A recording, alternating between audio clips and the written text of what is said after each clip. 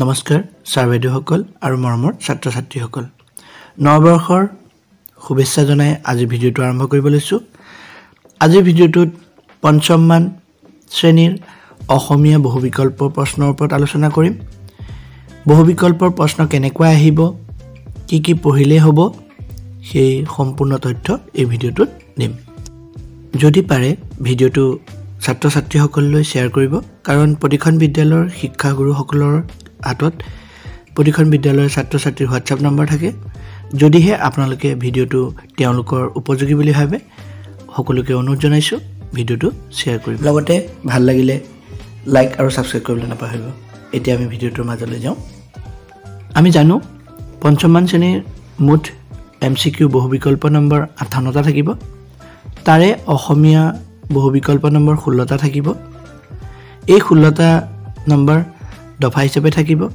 আপোনালোকক তিনটা দফা দিব তিনটা দফাৰ পৰা মুঠ প্ৰশ্ন 16টা থাকিব এই ভিডিঅ'টোত মই গুণোৎসৱত ইতিমধ্যে অহা তিনটা দফাৰ প্ৰশ্নসমূহ দিব লৈছো গতিকে আপোনালোকেও তেনেকুৱা দফা বনাই ছাত্ৰ ছাত্ৰীক দিব প্ৰথমে দফাসমূহ পঢ়িব লাগিব আৰু তাত থকা প্ৰশ্নসমূহ কৰিব লাগিব প্ৰথমে আহো আমি প্ৰথম দফাটোলৈ আমাৰ বিদ্যালয়খনৰ নাম কেতেকীবাৰী প্ৰাথমিক বিদ্যালয় বিদ্যালয়খনৰ মূল তোৰণৰ ওচৰতে দুজোপা বকুল গছ আছে পশ্চিম দিশত এখনি ধুনীয়া ফুলনি বাগিচা আছে ফুলনি বাগিচাখনে বিদ্যালয়খন শুৱনি কৰি তুলিছে বাগিচাখন গোলাপ জবা নাৰ্জী তগৰ নয়নতৰা দুই প্ৰকাৰৰ অপৰাজিতা আদি ফুলেৰে ভৰি আছে তগৰ ফুলা সময়ত বিদ্যালয়খনৰ চৌপাশ গোন্ধত আমোলমোলাই থাকে নাৰ্জী ফুলবোৰ ঠাণ্ডাৰ দিনত ফুলে বাগিচাখনত ৰঙা বগা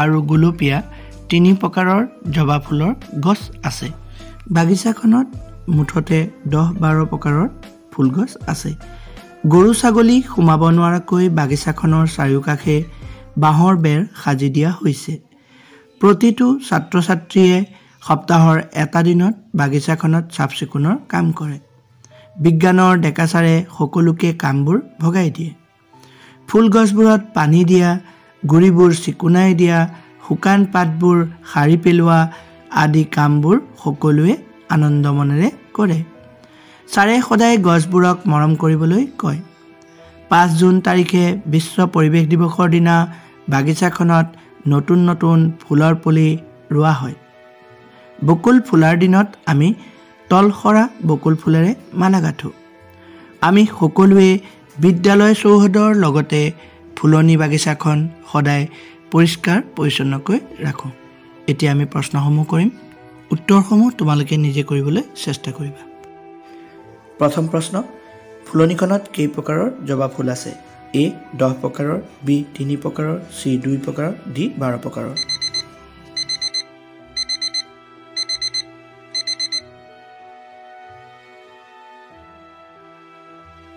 দুই কি ফুল ফুলিলে চৌপাশ আমোলমোলাই থাকে A জবা B গোলাপ C তগৰ D নাৰ্জী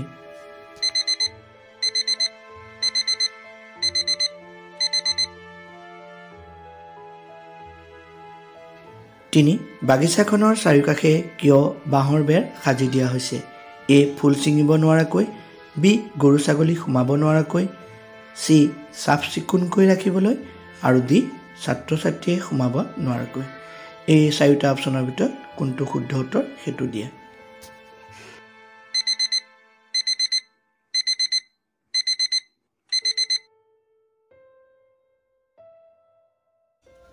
চাৰি বিদ্যালয়ৰ ছাত্ৰ ছাত্ৰীবোৰে কি ফুলৰ মালা গাঁঠে A অপৰাজিতা B তগৰ C নয়নতৰা আৰু D বকুল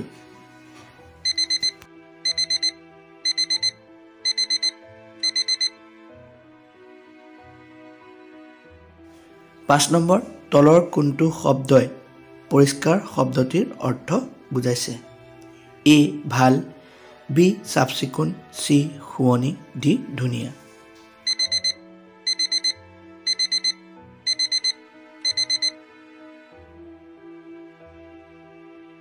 6 নম্বৰ তলৰ শব্দবোৰৰ কোনটো বিশেষ্য A গোন্ধ B জিৰণি C নয়নতৰা ডি চিকুণ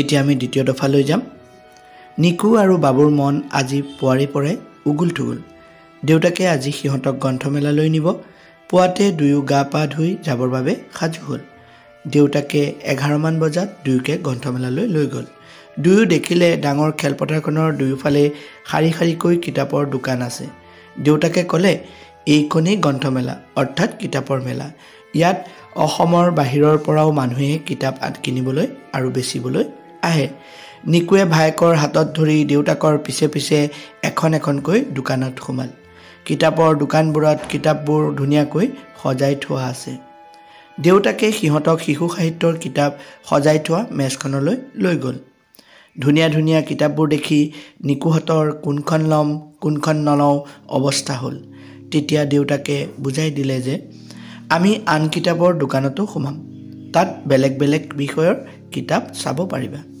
নিকুৱে প্ৰথমতে সোমোৱা দোকানখনৰ পৰা নৱকান্ত বৰুৱাৰ মৰুৱা ফুল নামৰ পদ্যৰ কিতাপখন ল'লে বাবুৱে ছবিৰ কিতাপ ল'লে তাৰ পাছত সিহঁতে ইখনৰ পিছত সিখন দোকানত কিতাপবোৰ চাই গ'ল নিকুৱে বুঢ়ীয়াৰ সাধু ইছপৰ সাধু উমলা গীতৰ পুথি কিনিলে মোমায়েকৰ ছোৱালী ৰশ্মিৰ কাৰণে এখন ছবিত ৰং বুলোৱা কিতাপ ল'লে দেউতাকেও দুখন উপন্যাস কিনিলে কিছু সময় গ্ৰন্থমেলাত থাকি নিকুহঁত ঘৰলৈ আহিল দেউতাকে ক'লে তোমালোকে আজি কিনা কিতাপবোৰ সমনীয়াৰ লগত আজৰি সময়ত পঢ়িবা পাৰিলে ভিডিঅ'টো পজ মাৰি পেলাই এই দফাটো পঢ়ি ল'ব পঢ়ি ল'লে সম্পূৰ্ণকৈ বুজি পাব যেহেতু দফাটোৰ পৰাই প্ৰশ্নবোৰ আহিব গতিকে দফাটো সম্পূৰ্ণকৈ জানিব লাগিব এতিয়া প্ৰশ্নসমূহ কৰোঁ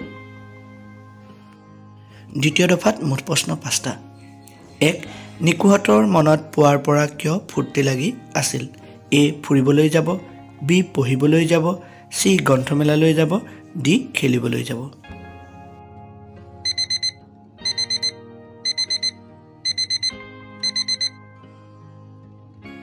2 নিকুৱে গ্ৰন্থমেলাত প্ৰথমতে কি কিতাপ কিনিছিল এ ইছপৰ সাধু বি বুঢ়ীয়াৰ সাধু চি মৰুৱা ফুল ডি ছবিৰ কিতাপ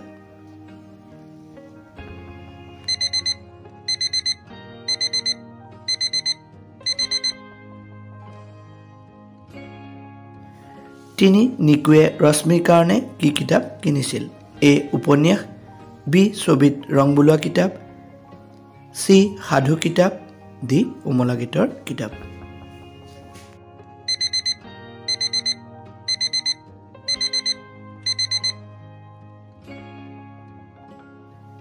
4 দেউতাকে নিকুহঁতক গ্ৰন্থমেলাত কিনা কিতাপবোৰ কাৰ লগত পঢ়িবলৈ কৈছিল এ ৰশ্মিৰ লগত বি বাবুৰ লগত চি দেউতাকৰ লগত আৰু ডি সমনীয়াৰ লগত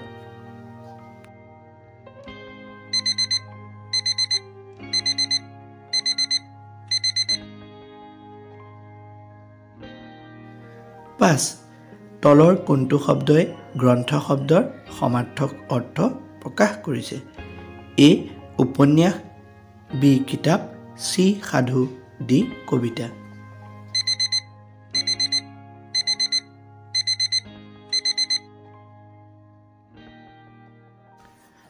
3 নম্বৰ দফা ঘৰচিৰিকা সৰু আকাৰৰ চৰাই ইয়াত ঘনচিৰিকাও হ'ব পাৰে বা ঘৰচিৰিকাও হ'ব পাৰে ইহঁতৰ মূৰটো ঘূৰণীয়া ঠোঁট শকত আৰু নেজডাল চুটি ঘনচিৰিকাবোৰৰ ৰং ধোঁৱা আৰু মুগা বৰণীয়া পিঠিখনত কলা আৰু মুগা বৰণৰ ফুটুকা ফুটুকি চিন থাকে মতা আৰু মাইকী চৰাইৰ বৰণ বেলেগ বেলেগ হয় মাইকী ঘনচিৰিকা সাধাৰণতে পাতলীয়া মুগা বৰণৰ মতা ঘৰচিৰিকাৰ দেহৰ ৰং গাঢ় আৰু পিছৰ অংশ ৰঙচুৱা বিশ্বৰ প্ৰায় সকলো ঠাইতে ঘৰচিৰিকা দেখিবলৈ পোৱা যায় পাৰ চৰাইৰ দৰে ঘৰচিৰিকাও সাধাৰণতে মানুহৰ সৈতে থাকি ভাল পায় ইহঁতে মানুহৰ ঘৰৰ চালত মুধচত বাস সাজে ইহঁতে শুকান খেৰ বন নৰা গছৰ শুকান ঠাৰি আদিৰে বাস সাজে ঘৰৰ চোতালত চিৰিক চিৰিককৈ মাটি জপিয়াই ফুৰে ঘৰচিৰিকাই বিভিন্ন গছৰ গুটি, ধান, চাউল, পোক-পতংগ আদি খায়। মাইকী ঘৰচিৰিকাই এবাৰত 4ৰ পৰা 5টাকৈ কণী পাৰে। মতা আৰু মাইকী ঘৰচিৰিকাই দুয়ো মিলি পোৱালীক খাদ্য খুৱায়। কাউৰী, মেকুৰী, এন্দুৰ, ফেঁচা আদি ঘৰচিৰিকাৰ শত্ৰু। বৰ্তমান খেৰৰ ঘৰৰ সলনি পকী ঘৰ হোৱা বাবে খেতিপথাৰত কীটনাশক দ্ৰব্যৰ ব্যৱহাৰ, প্ৰদূষণ আদিৰ বাবে ঘৰচিৰিকাৰ সংখ্যা দ্ৰুতগতিত কমি আহিছে। সেয়েহে ঘৰচিৰিকাৰ সংৰক্ষণৰ বাবে মানুহক সচেতন কৰিবলৈ প্ৰতি বছৰৰ 20 মাৰ্চ তাৰিখে বিশ্ব ঘৰচিৰিকা দিৱস পালন কৰা হয়। এতিয়া প্ৰশ্নসমূহ। 1. সমগ্ৰ বিশ্বতে 20 মাৰ্চ তাৰিখে কি চৰাই দিৱস পালন কৰা হয়? A. কাউৰী, B. পাৰ, C. ঘৰচিৰিকা, D. ফেঁচা।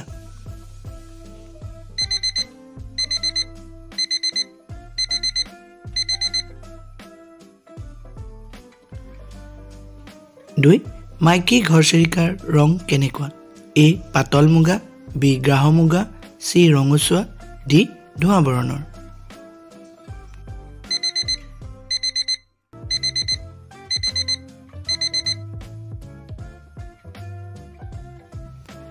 3 নম্বৰ, ঘৰচিৰিকাৰ ঠোঁটটো কেনেকুৱা? A. ঘূৰণীয়া, B. শকত, C. সৰু, D. চুটি।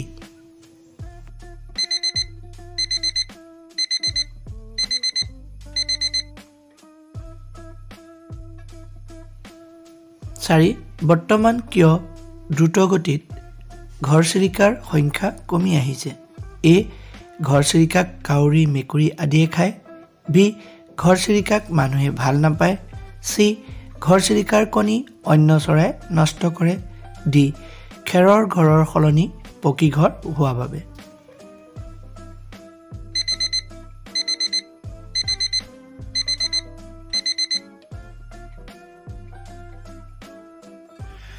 পাঁচ নম্বৰ, দ্ৰুত শব্দৰ অৰ্থ কি? A. কমকৈ, B. খৰকৈ, C. লাহেকৈ, D. বেছিকৈ।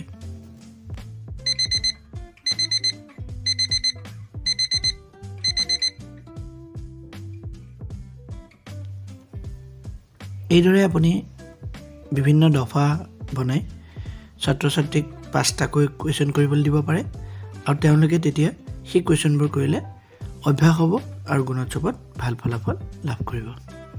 সদৌ শেষত ভিডিঅ'টো সম্পূৰ্ণকৈ চোৱাৰ বাবে সকলোকে ধন্যবাদ জনাইছোঁ আৰু ভিডিঅ'টো ভাল লাগিলে লাইক, শ্বেয়াৰ, ছাবস্ক্ৰাইব কৰিবলৈ অনুৰোধ জনাই আজিলৈ বিদায় মাগিছোঁ।